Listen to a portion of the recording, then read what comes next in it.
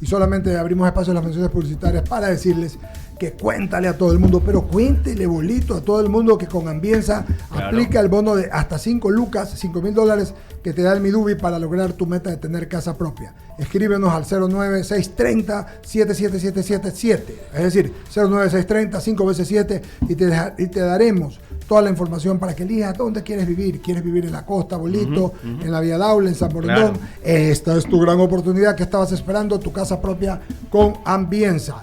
Ambienza cambiando vida. Perdón, sí, estamos con Diana, ¿no? Sí, ok. Diego, estamos ya, cerramos el paso a las pensiones publicitarias. Ya está Diana Tamain. Vamos a saludar a Diana Tamain esta mañana, presidenta del CNE. Diana, buenos días, bienvenida a I99 y el diálogo. Buenos días, muchísimas gracias. Un saludo a todos. ¿Cómo va, presidenta? Qué gusto de saludarla y verla. Quiero comenzar esta entrevista contigo para decirte que, primerito, para que seamos puntuales, el 13 de septiembre arrancan ya las inscripciones, ¿verdad, Diana? Las inscripciones de las candidaturas. Y me parece que esto es hasta octubre 6 u 8. Correcto. La inscripción inicia el 13 de octubre y culmina el 13 de septiembre y culmina el 2 de octubre. El 2 de octubre, ya. En ese contexto, Diana, y ya las impugnaciones vienen después. Llamemos impugnaciones que un candidato le diga no puede ser candidato porque está afiliado a otro partido y esto u otro. Y esto también tiene un tiempo, ¿verdad? Todavía hay tiempo. Me refiero a que podrían cambiar y luego tendrían, si ustedes así lo deciden, tendrían los candidatos oportunidad o de subsanarlo, aclararlo o de poner a otra persona, ¿verdad, Diana? Correcto. Una vez que una organización política ingresa la documentación para que sea calificada la candidatura por el Consejo Nacional Electoral, ya sea en provincias o en la sede nacional, las juntas provinciales electorales, en un caso y en el otro caso, los miembros del Pleno del CNE, verificamos el cumplimiento de requisitos. Pero también al mismo tiempo se da a conocer de esta solicitud de inscripción a los partidos políticos para que ellos a su vez hagan uso de su derecho legal de presentar objeciones, impugnaciones o incluso apelaciones ante el Tribunal Contencioso Electoral, verificando si este posible candidato o este precandidato está inmerso en inhabilidades que determina la Constitución. Entonces, hay dos partes. El CNE verifica requisitos y las organizaciones políticas pueden objetar esa candidatura si tienen la documentación de que este precandidato está inmerso en inhabilidades que determina la Constitución. Y está muy claro lo que dices, y a lo que yo voy es que con esto, y si hay necesidad de subsanarlo, lo determinan ustedes en la parte que les concierne a ustedes, luego el contencioso electoral, podría haber, y me parece que es hasta el 30 de diciembre cuando todo quede estable, ¿no, verdad? El 30 de diciembre ya debe estar todo listo, ¿no? Correcto. En esta etapa que acabamos de escribir, que va desde el 13 de septiembre al 2 de octubre, puede suceder cualquier cosa. Puede suceder que un candidato decide retirarse y no pedir la inscripción, que renuncia a esa preselección que tuvo, a esa precandidatura, o al tener inhabilidades puede quedar, digamos, descalificado y la organización política tiene todo el derecho de poner un reemplazo en esta dignidad de esta persona que no fue calificada como candidato. Entonces, todo puede pasar y algunas veces, no muchas veces, muy pocas veces, resulta de que dicen, no tenemos candidato, no vamos a reemplazar y no participan para esa dignidad. Entonces, pueden suceder muchas cosas durante este periodo hasta el 30 de diciembre que el Consejo Nacional Electoral dirá definitivamente, estos son los candidatos calificados que asomarán en las papeletas para las diferentes dignidades. Y entonces me parece que el 5 de enero comienza la campaña electoral, ¿verdad? Comienza la campaña, ¿verdad, Diana? ¿Y esto es hasta cuándo? Correcto. El inicio de la campaña electoral va desde el 5 de enero, que ya generalmente los partidos políticos hacen el lanzamiento de su campaña, y concluye el 6 de febrero. El 5 de enero inicia y el 6 de febrero del 2025 concluye la etapa de campaña para los candidatos a las diferentes Y dignidades. la elección es el 9 de febrero, ¿verdad? El 9 es la primera vuelta. El 9 de febrero. Correcto, es la primera vuelta, es el 9 de febrero, donde todos los ecuatorianos tenemos que ir a sufragar por obligación, si no hay multa, recuerden eso. Sí, una más de mi parte para mis compañeros enseguida. Fui muy técnico preguntando temas específicos. Eh, hay candidatos, Diana, candidatos que están sacando en las redes ya que son precandidatos o que están y que sacan el partido político. Yo lo que digo es, pese a que no comienza la época electoral todavía, es el 13, pero a mí me parece un tema hasta medio ético, pues no querer aprovecharse de estas cosas. Si esto se llega a algún otro candidato o alguna persona les dice, miren, aquí ustedes han estado haciendo pre-campaña, esto hay que imputárselo al gasto electoral o tienen una prohibición, y después pasa lo que le ha pasado a algunas personas, sobre todo en el Consejo de Participación Ciudadana, que les dicen, mire, usted hizo campaña aquí y acá, o a otros que le imputan. Diana, ¿qué podemos hacer o no se pueden controlar las redes en este sentido? A ver, vamos dos cosas. La primera es que la ciudadanía o cualquier persona o el Consejo Nacional Electoral debe registrar todos los eventos que se pueden considerar como pre-campaña, luego valorar e imputar al gasto electoral. Y de ser el caso que supere el gasto electoral, se pone la denuncia como infracción electoral por haber incumplido la ley, y quienes juzgan y quienes determinan y le ponen la sanción son los jueces del Tribunal Contencioso Electoral. Esto es importante porque ahora mucho se habla que el CNE no hizo nada. Quienes tienen que denunciar o las denuncias se deben poner ante el Tribunal Contencioso Electoral para que los jueces determinen si efectivamente se incumplió la ley. Ahora bien, nosotros en este caso hacemos esta parte de registrar todos estos eventos. Segunda parte, respecto a las redes sociales, y valga esta oportunidad para aclarar a la ciudadanía. En estos últimos días hemos visto que el Tribunal Contencioso Electoral, en primera instancia, ha destituido a miembros del Consejo de Participación Ciudadana porque fueron denunciados por hacer campaña cuando estaba prohibido por la ley. Eso al principio. Pero esta campaña, recuerden que fue denunciada porque fue hecha en redes sociales. Nosotros, como Consejo Nacional Electoral, en su momento, y nos mantenemos en aquello, el control de las redes sociales no se podía hacer por un dictamen de la Corte Constitucional. Y nosotros somos un ente administrativo, no somos los que juzgamos y tenemos que respetar las leyes vigentes.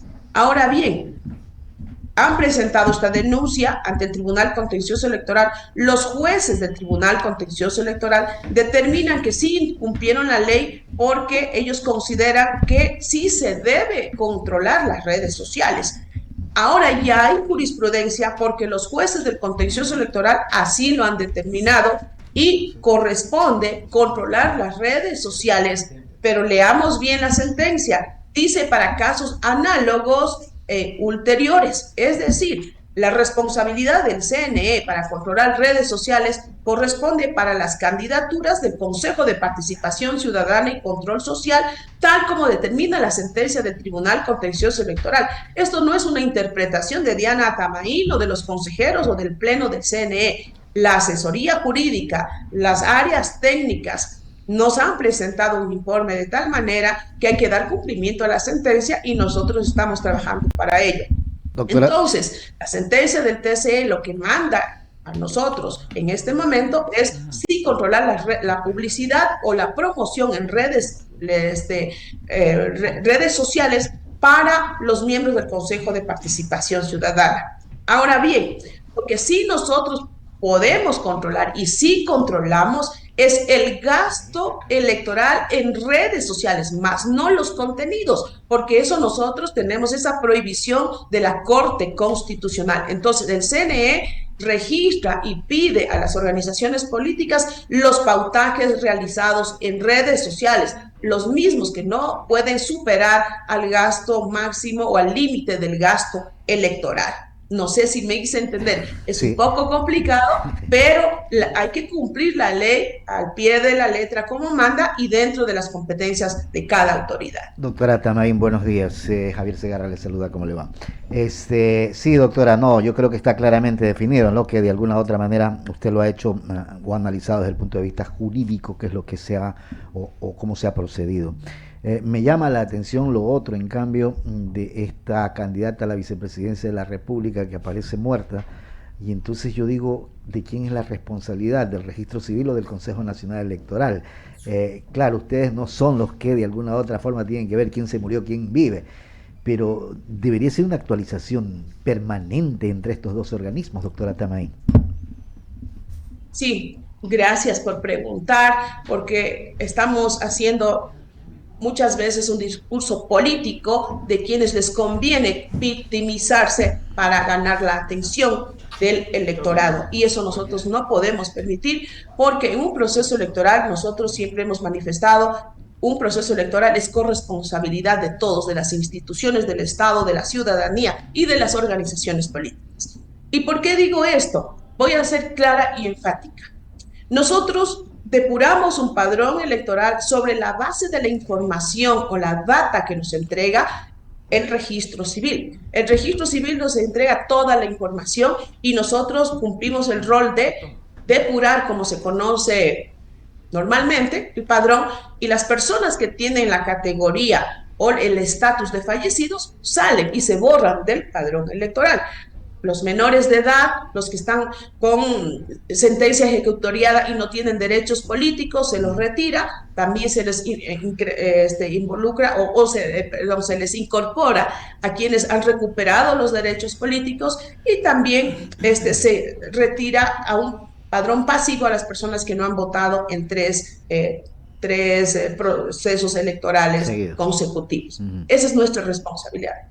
Si a nosotros el registro civil nos envía una base de datos donde una persona está en el estatus de fallecido, no tengo ningún poder, incumpliría la ley de cambiarle el estatus. Y este padrón depurado, entiéndase bien, una vez que el CNE hace esta clasificación, pone a conocimiento de la ciudadanía y da la posibilidad por mandato de ley que las organizaciones políticas soliciten ese padrón para hacer verificaciones y hacer observaciones y se les da un plazo de 15 días para hacer las correcciones en el caso de que se puedan identificar inconsistencias, alguna situación que se ha cometido un error o los cambios de domicilio que a veces no se registraron por alguna situación. Esos plazos están claramente establecidos en la ley y nosotros cumplimos.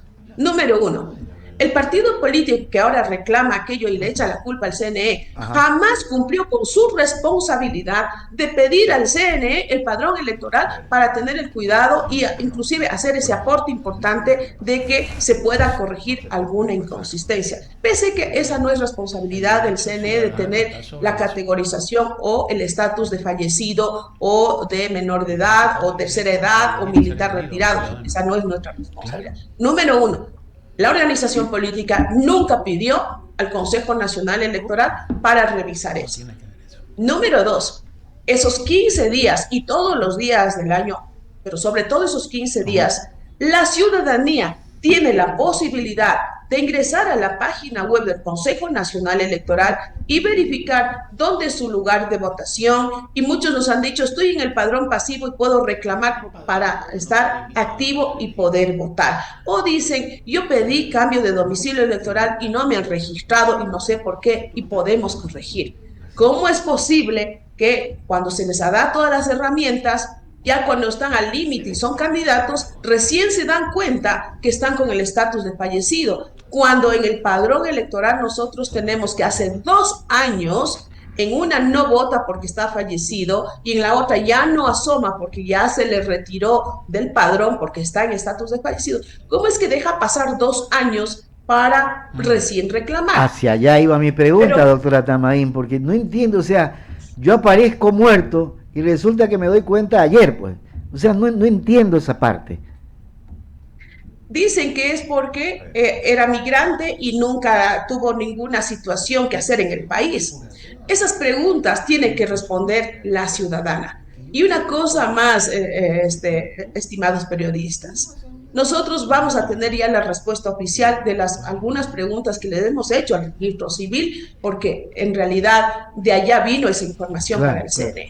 Tenemos la información que el mismo día, que fue el 28 de noviembre de 2022, donde se le puso en el registro civil como estatus de fallecida, ella ya tuvo el documento que le determinaba como fallecida.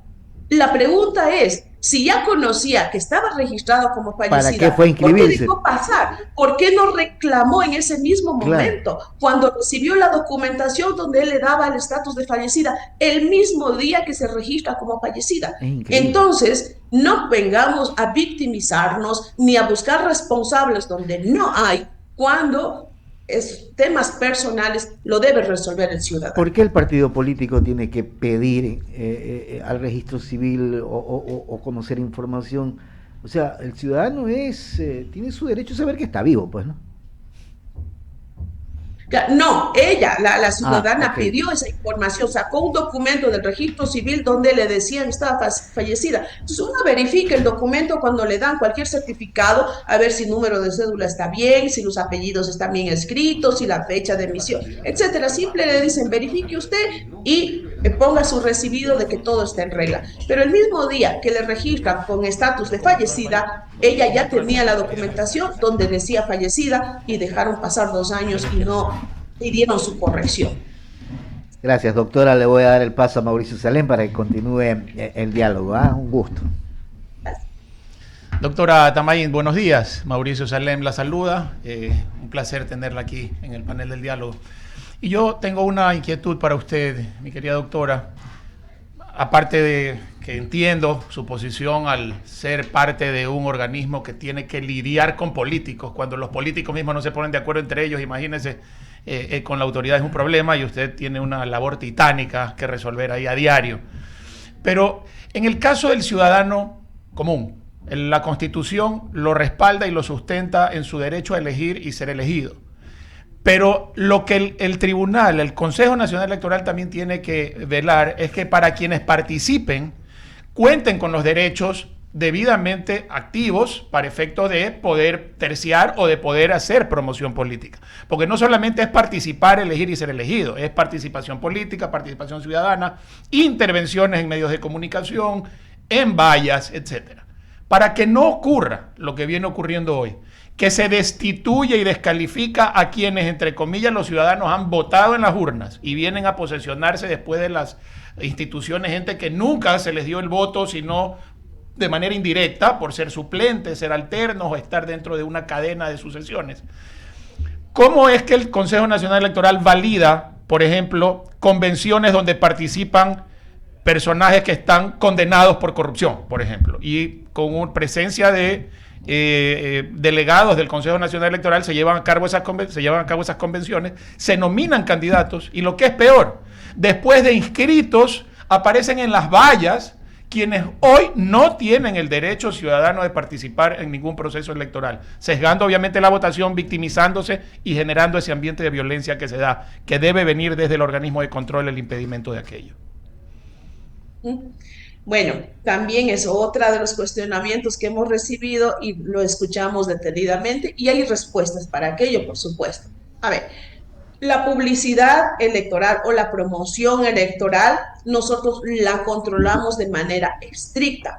Por eso es que los medios de comunicación, prensa escrita, radio, televisión, vallas publicitarias y medios digitales solamente pueden difundir esa promoción electoral con la autorización del Consejo Nacional Electoral. Caso contrario, son multados según la ley y nosotros controlamos que eso suceda, que eso se cumpla. En nuestro control no hemos visto que ningún medio de comunicación en todo esto que acabo de mencionar se haya difundido de manera oficial con autorización del Consejo Nacional Electoral. Cuando hacemos la verificación en vías, en carreteras, de que pancartas o vallas que no están autorizadas y están inclusive candidatos calificados, lo que hacemos es bajar esas vallas porque tenemos la autoridad para hacerlos, pero en espacios públicos. Lo que no podemos hacer es de que afiches, pancartas grandes que están en los domicilios, en los balcones, en las ventanas, no tenemos la autoridad para entrar o allanar una casa, una vivienda y bajar esa propaganda. Tampoco vemos en camisetas o en banderas que un ciudadano lleva en su mano ese tipo de propaganda. No tenemos la autoridad para decir retírese la camiseta o quitarle este artículo profesional. Entonces nosotros hemos cumplido con lo que la ley nos manda hasta donde nos permite hacer y en eso no ha habido ningún cuestionamiento. Entonces, ahora, de la presencia de personas que hayan perdido su derecho de participación política, que han asomado en convenciones nacionales, nosotros estamos para verificar cuando asistimos la realización de las primarias y que quienes participan en esas primarias cumplan con los requisitos que determina la ley. Si por un evento que fue un evento que me imagino al cual está diciendo que estuvo como propuesto, no estaba ni siquiera como precandidato, el señor Glass en una convención, me imagino que a eso se refiere, él fue propuesto en un momento, pero no fue designado ni precandidato y mucho menos estuvo con la posibilidad de ser candidato. Y finalmente, nosotros somos muy cuestionados porque la ciudadanía nos dice, ¿cómo es posible que el Consejo Nacional Electoral califique a personas que están con juicios, que están encarcelados? Bueno, los que están en la cárcel no han participado como candidatos o que tienen procesos de destitución por corrupción, por la fiscalía, que están inmersos en el caso tal y cual y que están en investigación. Lamentablemente tenemos que decirle a la ciudadanía que nosotros calificamos requisitos, ¿verdad? Y los requisitos es dar en goce de los derechos políticos. Y una persona pierde sus derechos políticos de participar, por ejemplo, en procesos electorales, es cuando tenemos la sentencia ejecutoriada de un juez que nos informa a nosotros y nosotros aplicamos esta decisión del juez competente. Mientras esté en un proceso de investigación, y no esté en firme esa decisión del juez, lamentablemente no está dentro de las inhabilidades o el incumplimiento de requisitos de un candidato para poder postular. E incluso, con esto cierro, hay personas que salen en las páginas de los ministerios que están impedidos de ocupar cargo público, pero eso no está en la Constitución ni en la ley como un impedimento para ser candidato. Es para ocupar cargo público. Por eso se dio el caso del señor Carrillo cuando no podíamos nosotros inventarnos una normativa porque ese no es un impedimento, se calificó, ganó las elecciones, pero lamentablemente no se pudo o no pudo ocupar ese cargo.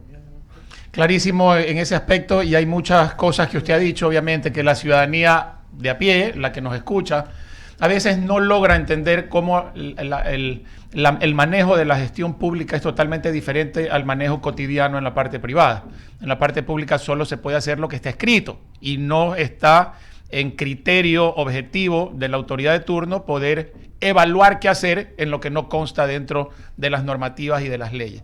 A lo que yo me refería era también, aparte del caso que usted se dio, que es uno de los casos, era también otro de una convención que se dio en Guayaquil, donde personas impedidas salen en una pantalla haciendo promoción de los candidatos propuestos. Y yo sí creería, si es que no existe en la norma, al menos que haya una iniciativa para modificar el reglamento, la norma, la ley, el código de la democracia o como quiera llamarse, para que si existiese involucramiento de personas que están fuera de la posibilidad de actuar, al menos no tenga validez esas convenciones y no sean validadas las decisiones tomadas allí, porque si no estamos normalizando un tema que está reñido con la ley, que es la participación de personas que sí tienen sentencias ejecutoriadas y que hoy están justamente fuera del país por no afrontar dichas sentencias. Yo solamente de mi parte, doctora Tamaín, desearle suerte de mi parte y aunque creo que la suerte no existe, sino que el tema de la gestión de uno va acompañada de las acciones que haga en la parte de lo que le corresponde. Y como lo dije al comienzo, su labor no es fácil. Usted tiene que estar, como dice aquí mi primo Eduardo, usted ya tiene que estar operada de los nervios hace rato, porque usted realmente que lidia con personajes de todo tipo y que definitivamente es admirable y destacable la labor que no cualquiera puede desempeñar en el cargo que usted tiene. Tenemos a mi compañero Jaime Velázquez que terminará con la conversación. Un fuerte abrazo. Gracias, Mauricio. Un placer estar aquí con la presidenta del CNE, Diana Tamaín. La verdad es que mucha gente nos está escuchando y quisiera preguntarle simplemente, ¿el sistema informático va a tener algún tipo de cambio? ¿Se va a hacer algún tipo de, digamos, corrección para que, aunque no tengo queja, la verdad es que la información ha estado ahí? Y la última elección la pudimos tener justamente en horas bastante prudentes para poder dar una notificación a la gente, una información a la gente. Pero cuéntenos cómo va el tema informático en el CNE. Claro que sí. Primero, agradecer por esas palabras de aliento que los traslado y este trabajo se puede hacer bien gracias a todo un gran equipo que tenemos de técnicos, de profesionales que de forma silenciosa hacen su trabajo a nivel nacional. Por eso el Consejo Nacional Electoral hace bien las cosas de forma técnica y transparente. ¿Cómo está precisamente ese trabajo que es la columna vertebral de un proceso electoral? El tema de las garantías de transparencia que se debe dar en el manejo del procesamiento de resultados, de la transmisión de resultados que la ciudadanía quiere ver y que ahora ya se ha acostumbrado a ver prontamente los resultados y dormir tranquilamente ese mismo día ya con la proyección de que ya tiene autoridades electas. Para eso estamos trabajando. Y como la tecnología avanza, los temas informáticos, ahora la inteligencia artificial nos está llevando, pero una carrera que no podemos, sin precedentes, sobre todo en temas de información, desinformación, redes sociales. Nosotros no hemos parado de trabajar, si bien nuestro sistema es robusto, siempre hay que garantizar que el mismo se siga reforzando. Y para estos comicios estamos trabajando en ello, tenemos los recursos y quiero destacar el acompañamiento de los organismos internacionales como la Unión Interamericana de Organismos Electorales, la OEA, la Unión Europea que siempre está acompañándonos, pero sobre todo las Naciones Unidas a través de eh, la cooperación internacional que tenemos a PNUD, que nos están acompañando, AIFES, que están trabajando en todos estos temas de seguridad informática, en desinformación, capacitación a nuestros funcionarios para que todo salga excelentemente bien, para que sea eficiente la labor, pero que esto se traduzca en que trabajamos para dar muestras de transparencia y la gente confíe en que los resultados no son sino otra cosa que lo que el pueblo ecuatoriano expresa en las urnas. Clarísimo, doctora. Y la última pregunta de mi parte. Se acaba supuestamente el periodo de ustedes, los vocales, y eso tiene que ser renovado, digamos, y hay que pasar, digamos, este gran peso a otras personas. ¿Cómo garantizar justamente el trabajo transparente y pues que obviamente las cosas no vuelvan a retrocederse en cuanto a la información, en cuanto a ser transparentes en el manejo, digamos, de esta información que es tan vital en el momento de elecciones? Entonces, ¿cómo garantizar eso, mi querida Diana?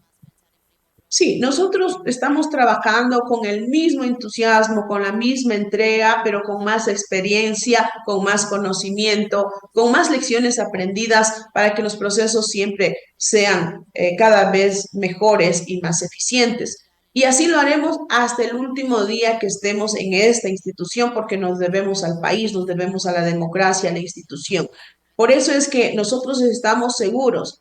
El día en que nosotros salgamos de esta institución y asuman esta responsabilidad otras autoridades, ellos pueden tener la certeza y la garantía de que todo quedará encaminado de la mejor manera y obviamente siempre en el camino se pueden hacer algunos ajustes que hay que hacerlo hasta llegar con las cosas al 100% el día de las elecciones. Nosotros garantizamos que estamos trabajando para que eso suceda. Por eso es que nuestra responsabilidad llegará hasta el día que estemos como funcionarios en el Consejo Nacional Electoral. Del minuto 1 que ya no estemos para adelante, ya será la responsabilidad de quienes asuman esta gran responsabilidad de llevar adelante los comicios. Así es que la ciudadanía debe confiar que hasta donde lleguemos estaremos haciendo las cosas bien para dejar un proceso electoral que garantice transparencia. Clarísimo, presidente. Le doy paso a mi compañero Eduardo Mendoza, que se encuentra en cabina. Adelante, Eduardo. Eduardo. Bueno, perfectamente. Sí, perfectamente. Diana, solo quiero significar algo más final. Decir que mucha gente critica al CNE. Lo que he dicho, y me reitero, es que si no se hubieran cambiado las autoridades de control, entre ellas las del CNE, estuviéramos como Venezuela, o Nicaragua, o Cuba. Aquí hay 3 presidentes que han pasado cuando ustedes han estado 2, y con este van a ser una elección más, me refiero, y han sido diferentes los resultados. Por lo tanto, con todos los bemoles que entiendo, y Mauricio te lo dijo, que tienes el puesto y todas las cosas que pasan, yo creo que el Consejo Electoral no ha tenido infortunadas actuaciones en las elecciones. Por lo tanto, lo que yo creo que hay que cuidar, Diana, sobre todo es lo anterior, porque ya el día de las elecciones, ya lo demás está hecho y dicho. Así que mucha suerte, Diana. Sigamos conversando. Gracias, testimonio, tu buena predisposición de hablar y transparentar siempre ha sido así. Por lo tanto, te mando un abrazo y te deseo muchos éxitos a ti y al Consejo, Diana. Muchas gracias por esas palabras y de verdad que a nosotros no nos incomoda en absoluto las críticas y las observaciones, aunque algunas sean demasiado incisivas, aunque sean ofensivas, porque nos levantan la alerta y siempre decimos, no nos están entendiendo, no es verdad lo que están manifestando y pensamos capaz nosotros no estamos comunicando adecuadamente para que la ciudadanía se informe o sabemos de qué lado viene y tiene un carácter político o con la intención de hacer daño a la institución. Entonces eso nos prepara para poder enfrentar. Y para cerrar, definitivamente el Ecuador y su sistema electoral y sus procesos electorales nada tienen que ver, ni siquiera 1 milímetro de comparación con lo que sucede en otros países. Nosotros comentábamos en algún momento, damos todas las herramientas a los candidatos, a las organizaciones políticas, a los medios de comunicación, para que en tiempo real verifiquen el conteo voto a voto y no proclamamos resultados hasta que la ciudadanía, los candidatos y las organizaciones políticas no estén seguros que hasta el último voto fue contado o recontado cuando ha habido inconsistencias, que eso es parte de un proceso electoral. La transparencia, las herramientas de transparencia estaban a la luz pública. Tanto es así que los mismos candidatos o los delegados de los candidatos están presentes en los recuentos cuando hay inconsistencias y ellos son los testigos y firman y ponen su firma de responsabilidad cuando están tanto en las mesas que se cuentan los votos o en los recuentos cuando hay algún tipo de inconsistencia. Tenemos todas las herramientas donde nosotros podemos dar fe que en el Ecuador sí se respeta la voluntad del pueblo que expresen las urnas. Gracias, querida Diana. Un beso, un abrazo y adelante. Falta mucho por hacer y hay que hacerlo. ¿Okay? Que tengas una buena mañana. Gracias. Saludos. Gracias. Un buen fin de semana. Gracias. Lo mismo. Y antes de irnos al corte, porque tenemos que pagar 2 realmente, porque hicimos una sola. Sí. A ver, ya, admire usted que es lo que tiene que admirar. Abra el espacio de las menciones publicitarias. Y le cuento, don Bolo, Cuénteme. Don Jaime, primero, después lo aclaro. Un café que mantiene a tu equipo como activado y motivado